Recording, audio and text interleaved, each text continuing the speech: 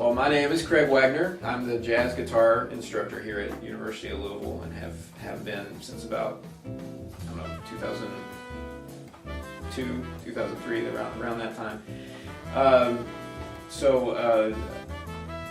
I guess my teaching philosophy in general, it's not too dogmatic. I tend to have a certain curriculum that I think no matter what anyone is studying or what their goals are, if they're studying guitar, there's certain unavoidable things about the nature of the instrument that they have to acquire and get down and get some mastery of. But I try not to be too dogmatic about how they get there, or maybe the materials even and repertoire that they use to find that. So trying to get them to find their own voice as a player. That's kind of a term thrown around a lot, maybe a little overused, but I can't think of a better one. In general, I mean, that's just been, for me, kind of validated, because it would feel disingenuous to not do that, because that's kind of the way I learned. I felt like I kind of found my own way through it. It wasn't kind of a traditional jazz education where I came from, and I think that has a good side and bad side. It took me probably longer to get and reach certain levels because I was simply unaware of what I didn't know. And I think having someone, the value of having an instructor is they can guide you to that place maybe a little quicker. I did have a great guy that I studied with named Jeff Sherman over at Bellarmine, and he was kind of that for me, but the school itself wasn't so much of at the time, having a really heavy traditional jazz education kind of format.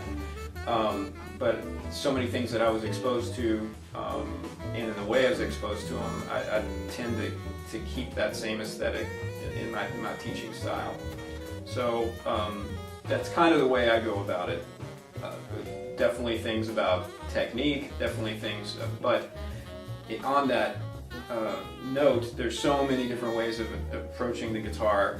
Guys could be, just within playing with a pick style, there's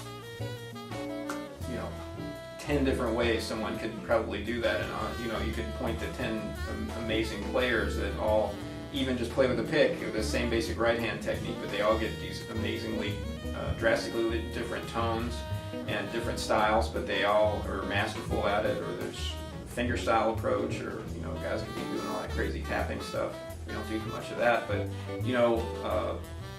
there's so many approaches to the guitar that I try to, lead people through sort of an overview of all the ways that they could approach it, and try to let them find that imaginary guitar player that they hopefully are hearing in their head, and use that approach to find the technique that suits their sound that they're looking for. So that in a way, that's kind of what I do, or how I approach it. And we have a little bit of emphasis on transcriptions, sight reading, the normal stuff like that I think needs to be crucial to anyone's development on any instrument, to really get that together and be a functional player out on the scene doing anything, whether you're playing jazz or pop music, any commercial stuff, pit orchestra stuff, cruise ships, doing your own thing. There's all kinds of ways to make money and earn a living at this. So we also try to be realistic about that for students after they leave the school, and so they have the skill sets they need to survive in the job market, as crazy as it is out there for musicians. As far as some of my influences and everything, I guess going back chronologically backwards, from some of the most recent players, certainly Kurt Rosenwinkel has been such a great influence on everybody, and he has such a signature sound, and his writing style, above even his playing, which is fantastic. I mean, just his writing style, I really enjoy. Of course, Ben Monder, who's actually been here and done master classes before, is incredible. And as much as I love his own compositions and his playing style that way, just hearing him in that situation where he's just playing real loose and unguarded in a trio setting, just playing standards, and it's just unreal. His control and just his rhythmic conception. So those are two more guys that are kind of on the scene right now. Mike Marino, really love the stuff that he does, and especially even just the projects that he tends to involve himself with, and Lage Lund, and for the same reasons. And it's kind of cool because much like players to me, like Chris Potter, there's still an embracing of this stuff that's come before it.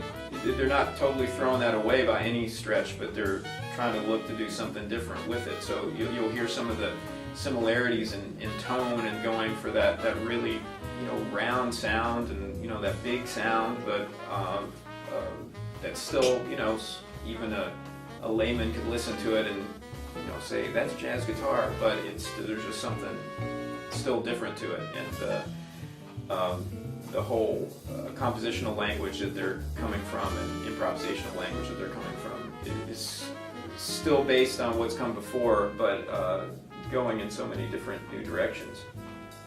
And for me, because I'm primarily more of a fingerstyle player, although I did start off playing pick style and everything, because some of my first influences were, growing up in Kentucky, were bluegrass, like Tony Rice and Dan Crary and Doc Watson, all those kind of players. But was really drawn to jazz early on, and some of the players that I heard that turned me onto the fingerstyle thing were Lenny Breau and George Van Epps. Later on, he wasn't a fingerstyle player, but I'd heard Johnny Smith and all his solo guitar stuff that he did, and that was a big influence. Just his articulation and his control, his technical mastery, everything. His evenness of sound all over the guitar. That was something very inspiring and something to aspire to. But probably Lenny Breau and another Canadian great named Ed Bickert. Definitely some of the masters of kind of duo and trio playing. Very pianistic in the way they would approach. They would find ways of comping for themselves, much like a pianist, in between the rhythmic gaps of the melody. Not in this block chord style, although that stuff is great too, in that real Barney Kessel kind of way. I love that stuff, but they had a different approach. It was just less block chordy. It was a little more contrapuntal in a certain way. So those were players definitely that were big influences on me. And then you had more of the fingerstyle guys like Tuck Andrus and even Charlie Hunter, because I play a lot of 7-string, and they were big influences, just seeing all that the guitar can do in terms of coming up with arrangements and that kind of thing.